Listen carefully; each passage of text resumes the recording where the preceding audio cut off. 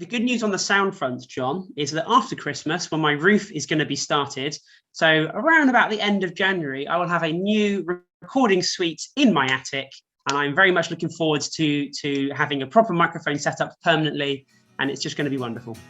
Oh, that'd be good, won't it? And you're going to have an entire wall full of your posters, because that board is nowhere big enough. Nowhere near big enough. I have a whole wall behind me. I am genuinely, sadly, really looking forward to it. It's good. It's going to be your little man cave. It's going to be awesome. This is Sheer Isolation. It's presented by Kieran Moore in Trowbridge and John Ponting in Cricklade. Hello, everybody. Welcome. This is Sheer Isolation. I am John in Cricklade, and Kieran has had his haircut in Trowbridge. I have, yes, by a lovely lady who said to me, "Oh, you're the most positive person that's ever come in here. Everyone else comes in is so miserable." And I was like, "Thank you very much." You are a positive Obviously, person. She didn't have a high-pitched voice. I was just, using poetic license there, but to indicate that it wasn't me that was talking, it was someone else. But you've only got two voices in your entire range, haven't you? And you've just done both. Yes, I do. Yes. So the purpose of this show is to promote and highlight the local music and art scene. Our guest this week is a bit of a legend in Cirencester, John Parker, who's, he won't mind me saying, he's been around for absolutely decades. He's a really well-known name in the town. He's been in countless bands. He does teaching. And he's just been there through all the transition from the old vinyl analog punk days all the way through to where we are with digital downloads and the current shape that the music media takes. And he's lived through all of it. So we have a really good chat with him. Have you been to any gigs this week? What have you been doing?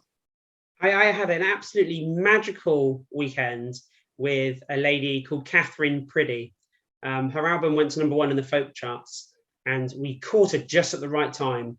Our venue only held 61 people, but she could have sold it out twice over comfortably. She's absolute rising star. We played her song, I think, last week. She's just an absolute talent. She's wonderful, but her gig was spellbinding. It was just magical. She doesn't move around a lot. She's very stationary, and everything is very purposeful. So like every song, every pluck of the guitar, every note is very purposeful.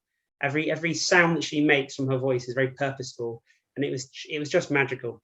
Absolutely amazing night. So only 61 in the audience, but we're going to sell out a bigger venue next time. Brilliant.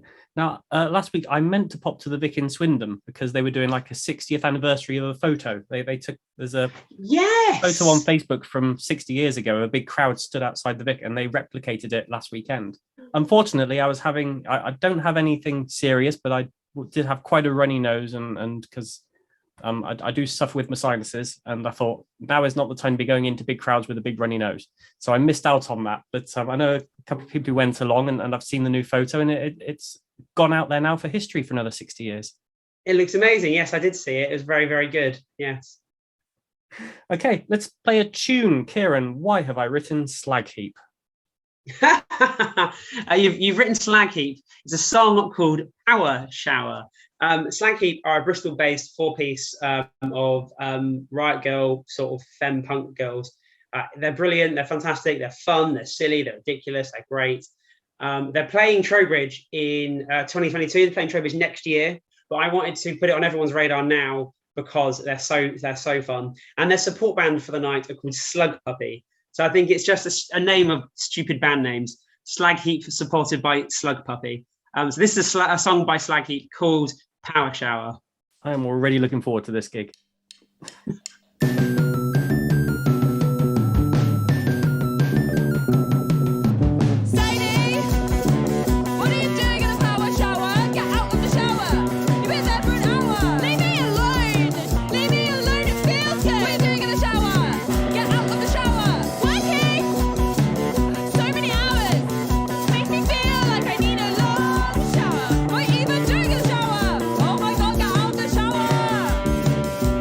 Power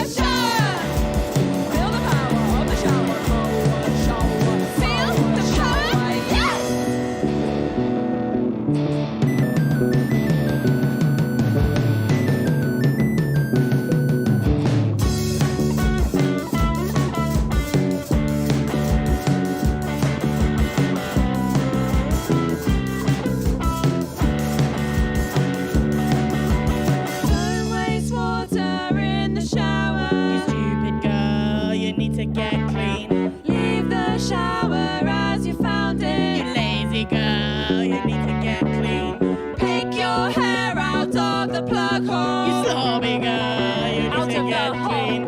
Someone is watching you. It's Jesus, Jesus is watching you. You need to be washed clean. You need to be washed clean. You need to be washed clean. You need to be washed clean. Power shower. Feel the power of the shower. Power shower. Feel the power. Wash me. Do you use Femfresh? I hate Femfresh. I think you need Femfresh. A delicate pH wash for your intimate areas. I don't need soap for my feet. I'll just use water, thanks. And it's just silly, some silly lyrics and some silly meanings, and they're just so much fun. That's all you need. I mean, I am really into Wet Leg at the moment, and that is exactly what they are. I love Wet Leg. Oh my God, I love them so much. They've only got 4 songs, and I listen to them on repeat, repeat, repeat. Oh, You have are you ordered not the the only album? one. Have you ordered the album? Book them, Kieran. Book them. Mate, they're already too big for me. They were on the late night show in America the other day. They're already too big, mate. They're already too big. Product placement time, Kieran. Yeah, I finally got my record. It's the new Delta Sleep album. So, John, this is an interesting one, right? Because Jack from Alcopop, who was a previous guest on the show, he talked about how bands don't, or audiences aren't downloading the music from download code. So you buy your vinyl, you get your download code, and apparently the take up is only like 20 to 30%, which is tiny. It's like one in 5. So bands have stopped doing it. So Delta Sleep released this vinyl, their new album, their 5th or 6th album called Spring Island. It's absolutely amazing if you like your mathy indie pop, which I do. There's no download code, John. So I literally have to play the record every time I want to hear it, which is fine, but it means I can't play it on my MP3 player. I don't use streaming, as we're all aware, because I hate it. So I'm going to have to do something else to acquire this music on MP3 format. I can digitize vinyl for you if you trust me with some of your vinyl collection. I can put it into MP3 format. Now, you can't see the colour of that because that looks like white, doesn't it? But it's actually like a really dusty baby pink. It's lush. I'm going to go really obscure. There's a really obscure Channel 4 comedy called Garth Marenghi's Dark Place, which you may not have I love it. In that, the author says that he is one of the few authors in the world who's written more books than he's read. And Kieran, I'm going to put it to you that you have been involved in more streams than you have streamed. Yes, almost certainly. Yeah, for sure. Time to get on to our guest for the week then. So as I mentioned in the opening link, this is John Parker, who's a musician from Cirencester. I wanted to get him on for a while because I just know he's got the fascinating history of always being in this region and just seeing the various trends of music come and go, and always being in bands and always being involved with teaching and having the musical contacts from the region. So it's really fascinating to chat to him. At the minute, he's in a couple of cover bands. He's part of Danger Mouse and also Champagne Charlie. I think he's probably got his fingers in a few other pies as well. It's a really fascinating one to listen to. Yes, he was a really fascinating geezer. I will admit that the audio on this wasn't great to start with because we were having trouble with Zoom connection, so it was a little bit clicky, but it does get better. So you just have to give us a couple of minutes to sort our sound out. I probably started in bands when I was about 16, probably started learning about 15 and a half on the guitar. And my main aim was actually to sort of learn to be a singer in a band. That's all I wanted to do. So I thought there's 2 bands in Cirencester in my year at school, and I thought I better learn the guitar because all the bands are full. So I better start my own. And I met up with a few guys. Yeah, it's a kind of common story. Drunken night in the marketplace. I met up with 2 guys with one of my best friends, and we're going to start a band, take over the world. You know, the usual thing.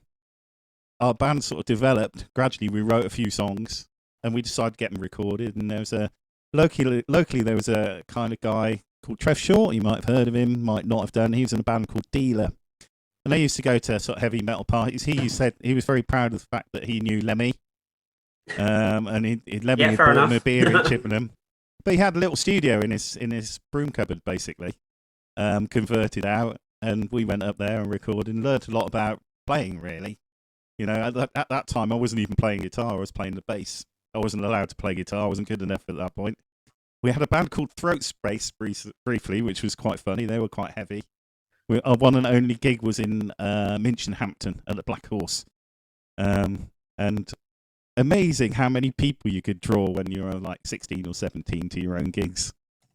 We used to have, all our gigs were always packed out, but we could hardly play. What year was that this? What year typical would of this that. been? This is probably about 1988, 89. Wow. But we started to learn. We were getting better. And then gradually we changed personnel, had a few fights like bands do. That said, Yes. yeah, we don't like Creative we don't like differences. this style anymore. Yeah, and then we had name changes as well. Crashing Suns, the Julia set. Crashing Suns was terrible, but they were a good band. Sometimes we'd go for a night out and meet some musicians, and suddenly they'd be in the band, and the rest of the band would go, who are these people? You know. But as you grow older, you get into different stuff. I had a family, but I never stopped playing music. My ambitions changed. I didn't really want to be famous anymore, like I did when I was 21. I was dying. If somebody said you're not going to make it when you were 21, you just go, I will. You just watch. Yeah, right. Me. And then gradually you realise that that's not actually. I realised I quite like being a dad. To be honest, that was quite nice. And with that sort of parental responsibility comes fiscal responsibility as well. So I suddenly became a very good self-promoter because I needed money, and the only thing I really knew how to do or wanted to do, I knew quite a few things, was to play music. So I'd be ringing this pub up and said, have you ever thought about doing live music? And they'd say, Yeah. no, we haven't. I said, look, I'll do your deal. I'll come round for 50 quid first time. If you like me, pay me double the next time. Nice. And said, or if they weren't interested at all, said, can you pay my petrol? And I didn't drive. So I still don't actually, which is unusual. But they'd say, yeah, I'll pay you petrol. I said, oh, it's 50 quid.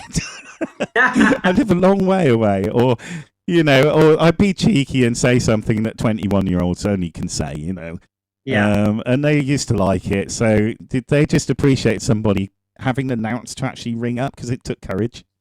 Yeah, In those sure, days, totally. it was harder to ring up and promote yourself, It wasn't just sending an email, and firing off the same one to 50 different venues, and everybody knows that that's what's been happening. And they come back to you when they need somebody because they're out of artists that they can contact. Yeah, and I've been on the other side of it where we've organised small gigs as well, and you need to cover. We'd always get a support band in because that's what used to happen to us. Otherwise, the young bands would have nowhere to play. Of course. And of course, and if you were savvy, you play before the support band because then you get their crowd. Yeah, of course, yeah. Yeah, because we learned very quickly that if you had a support band who had more friends than your band, that they'd all leave by the time you came on, and it would be empty. And the promoter would say to you, or the venue would say, like, nobody drank any beer. So we'd always put on the support band would go on last. There you go. And everybody else would love it, Yeah, I'm going to fast forward along now, John, just to bring us up to present day, because I wanted to promote your School of Rock as well. Do you want to tell us about how you got involved with that? Yeah, I mean, we don't do the School of Rock, me and Tim, very much anymore because it just sort of dried up. But one of our students was actually Phoebe Payne, who is now the Olympic archery champion in the Paralympics. No way! Wow. So she went, so that was just one of those coincidences where that happened. But lots of people came through the rock school, which I love. If you check her out, there's an artist called Leo with 2 L's. She's a really, really cool LGBT plus Q plus artist. And she knew who she was when she was very young. And she's about one of the best female footballers I've ever seen in my life, as well as a great front man. Or front person. She's very, very cool sort of person.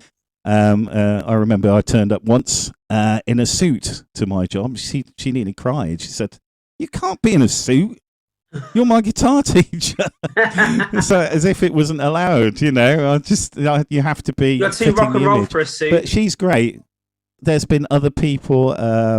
One of the guys I used to teach is now a guitar teacher called Tom Jacobs, and he plays with Katie J. Pearson. And she's somebody that's coming through as well and developed by Sony at the moment. Then there's, of course, Joe Gardiner, whose track I'm promoting today. And he was just a natural born songwriter. I remember as soon as he wanted to know how to write songs and sing straight away. So he'd bring a loop pedal in and we'd start working on that, and I'd be showing him things to avoid to stop him sounding cliched, and he was really cool like that. And so he was really good sort of coming through the rock schools as well. They all did a bit of band work, and it was my idea of the rock school was not the kind of thing that a lot of people wanted. It was kind of boot camp for musicians. That's what I wanted. But you forget you're dealing with young kids, so you can't do that. So it changed quite quickly. It became much nicer than my original intention. It's like boot camp for musician is kind of a thing you can do with older people, but they want alcohol involved. So we had this idea of rock school, which was going to happen, and it didn't quite happen the way we expected, but other things happen. I like to get things done. And it's frustrating to me when the kids don't do anything. But they learn a lot from me. But sometimes what I used to find is that I was wearing them down. So they go. I'd find the real musicians in every group of people. So you'd have a bunch of 20 wannabe musicians, and 8 would be staying by about 6 months' time, which is not very lucrative. So in terms of rock school, it was great for the musicians and the ones that are. I still see people that used to do rock school and they want me to do it again with other people. But it's sometimes a bit soul destroying when you lose so many because they can't keep up with music. Music's quite a tough discipline, and they don't realise that. That it's hard to learn to play your instrument. It's hard to be a singer, and it's hard to learn how to be at the front without yelling at everybody because you want your own way, or they're doing something wrong. You've got to wait for them to learn the tunes. So there was always a band of some sort, even if it was just a drummer and me, or if it was 3 drummers and 2 bass players and me playing the guitar, or I'd play the bass if there was a guitarist. And other times we'd have, the most we ever had on stage was 30 at the same time, and it sounded like thunder. I had a similar thing with a School of Rock in Chippenham. I don't know if it was the same, but they had 7 electric drum kits set up on stage. 7. That's really good. I mean, I forced them to send it all out mono so I could get them all into the mix. That's brilliant. I mean, we used to do parties and stuff as well, and I used to suddenly have to be able to work out what key the bassoon was in, because we get some lovely kids from private school who would play exotic instruments. John, I think that brings us on to your song. I was going to say you've picked a track by a guy called Joe Gardiner, I believe, is a Siren-based musician. Do you want to tell us why you picked him? Yeah, Joe's a natural songwriter. He's at BIM in Bristol at the moment, and he's just somebody who's got it in him to write songs, and he does it in a kind of very contemporary way. It might not be the kind of thing that I would write, but I really admired him for doing it. And his dad does podcasts, probably Neil Gardiner as well. Him and Pavo in Cirencester used to do Pancast. Yeah. So they helped him out, and they made a video as well, which features one of the guys. It's Daisy Cooper's dad from this country. So what I admire about that is that his dad was so supportive of his music that he sent him to guitar lessons with me so I could help him develop. But not only that, through his own contacts, he persuaded other people to join in with him, which tends to me be the seed of success with artists, is that they often have parents who are in the genre, or they're in connected industries, and it helps the kids move up a level, and sending them off to BIM in Bristol. That's something that wouldn't have been able to happen when I was young. those places didn't exist. You could go to RADA if you're a drama student, but there was like music college. That would be like a conservatoire, or it would be Trinity, or it would be a very stuffy kind of classical existence that you would move through. And you couldn't be like a pop star or, an artist or a songwriter. And that's now possible. So the song Payne, and I looked at it and I thought, this is quite interesting. It's got really strong instrumentation as well. I noticed there was a saxophone in it. So he must have pulled his resources, because he was at Stroud at the time. So he was probably speaking to his friends and people who were to engineer the song for him and record it for him. So it's a real DIY project involving everybody in his close circle. That's what attracted me to it, really. Cheers for that, John. And for people who are watching the YouTube version, that the video is something else, because, as you say, it's got Paul Cooper, who stars in this country, being a bit of a drama queen on the stage. But yeah, it's great. And it's at the Vaults as well, which I like, which is a Cirencester venue. Yeah, Is that still going? It is still going. Amazing. It's being run by the folks at the Golden Farm now. So that's Kelly Keane and her husband. So they are one of those places that have been running music near, sort of in a time when people have been very precious about doing music events. They've still been doing stuff outside, keeping it safe as well, and they've been trying to do that and keep it going when nobody else was. But this has been a weird time for music the last 2 years. Hasn't it ever? But then again, if pubs are busy again, which they weren't before the pandemic, then that can't be a bad thing for music in the end.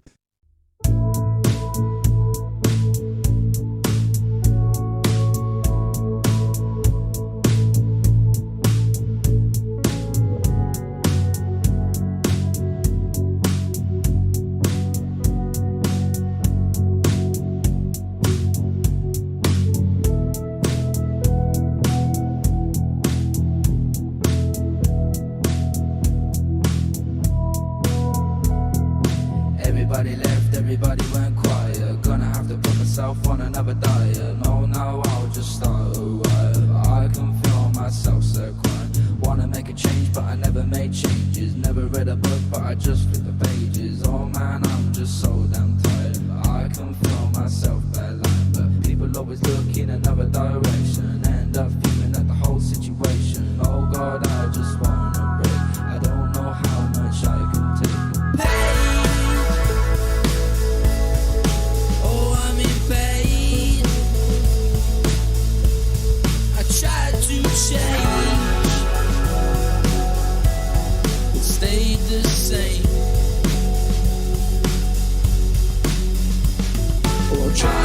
Sometime, but I don't want it right now.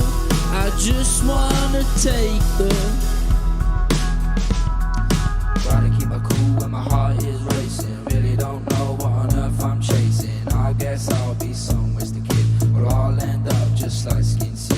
I really don't do much but make tracks now. Rarely have the time to see my friends now, cause I'm always just sat indoors. But maybe more than a couple draws.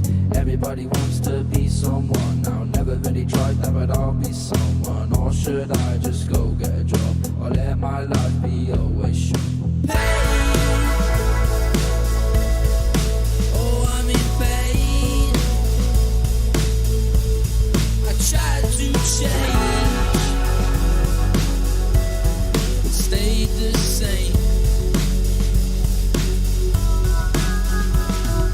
Try again sometime, but I don't want it right now.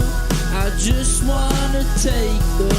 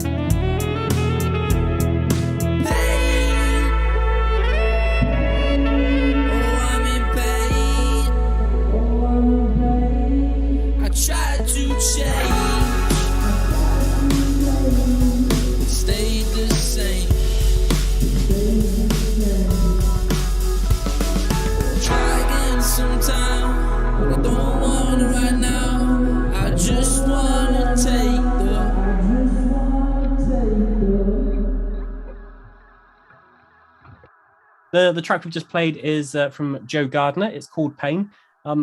You have to go and check out the video if you're listening to us on the radio, because it features Paul Cooper, who is more well known as being Martin Mucklow from this country. He stars in this video. Yes. Yeah. He we talked about him last time, didn't we? Because he's obviously sort of Swindon born and bred, and he used to play in local bands, and I did his sound once. So there you go. Oh, really? Yeah. Will he remember you? Get him on.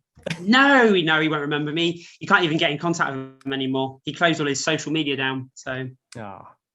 Right. Let's move on to news. There is a lot of news I want to cover, because last week, which tends to be the theme with us, as we're recording, Boris Johnson then just rewrites the rule book and changes absolutely everything. So as we stand now, the rules to protect us mean that we have to wear face coverings and we have to produce some kind of vaccine identification to enter large venues. Kieran, what is a large venue? Anything over 500 capacity. Oh, we've got a straight answer this time. Excellent. So, yeah. So what does this mean? Do tell. Well, interestingly, so Music Venue Trust did issue some guidelines. If I'm being cynical again, which I'm not, I don't generally tend to be, but actually, it doesn't really mean a great deal. The chances are that most of us are probably still wearing masks anyway. It just means it's now mandatory to go into certain venues or to go into 500 plus cap venues. A lot of us are still doing that anyway. They're asking for a proof of lateral flow test. That's easy enough to do and easy enough to achieve, easy enough to get hold of one from your local Tesco's. So it's a very minor thing they've asked us to do, and it doesn't really change a huge amount if I'm honest. So they're not, what they're not saying is don't go to meetings, don't go to parties, don't go to gigs, don't go to events. They're not locking anything down. They're not stopping you doing anything. Just saying, take your COVID test before you go, prove that you're safe, and enjoy yourself. So as far as you're concerned, it is business as usual. As far as I'm concerned, it's business as usual. Cool, lovely. Any other news you wanted to share? Yes, low ticket count for Gaz Brookfield. So Gaz Brookfield is almost sold out at Trowbridge Town Hall. So please buy those last tickets, sell it out. The capacity is still it's less than 100. So still, if you're worried about being too close to people and all the rest of it, it is going to be safe. It is going to be wet mask wearing, hand sanitizer, open windows, that sort of thing. So don't worry, all of that's in place. But that aside, we're nearly sold out and it's going to be an absolute banger. I'm so excited. He has a local gig to announce, a full band show. I won't ruin the surprise, but that's quite exciting. But there's also a low ticket count on Andy Bell from Oasis and Ride. So he's sold nearly close to capacity as well. So again, it's the same principle, wear masks, hand sanitizer, windows open. So it'll all be safely looked after. But yeah, both gigs, low ticket counts. That's great news. Even with COVID, stuff is still selling and we're still doing really well. So I'm really happy about that. The signs are still very positive. Are you saying low ticket count? In my mind, that means that you haven't sold many. Sorry, yeah, that you're right. That is correct. You are correct. I am wrong. We have a low ticket stock, I guess is the phrase. Okay, I just wanted to clarify on that because it sounded like you were promoting gigs that weren't going well. No, they're doing incredibly well. I'm going to rewind a bit. Gaz Brookfield, an incredible songwriter who is just completely dedicated to the West Country. He's kind of like a one-trick pony in that regard, but all of his songs are absolutely amazing. Yes, they are wonderful, wonderful, wonderful songs. He's a wonderful human being. But he's got a full band tour, full band show. I think that'll be Lex from Devil Sold His Soul on drums. It'll be Nick Parker. It'll be Benny Wayne. And all the rest of them. So yeah, it's going to be a really, really wicked show. But it's nothing to do with me. It's not my gig. But my gig's almost sold out. So my gig's a solo gig. So okay, if people want to get in touch with us, then you can email sheerisolation@gmail.com or go to the website sheerisolation.co.uk. You can find previous shows on your Spotify's or your Amazons or your YouTubes or wherever you care to go to. We're going to take a couple of weeks off. So we're going over to compilations. We're going to just look back through the previous few months and put out some of our best bits, some of our favorite interviews, some of our favorite tracks. So I guess we have to take this opportunity to wish everybody a happy winter solstice, Christmas, December, January, New Year break. Yes, enjoy it. Peace out. Toodles. Cheers, mate. Take care. Bye. Bye. Bye.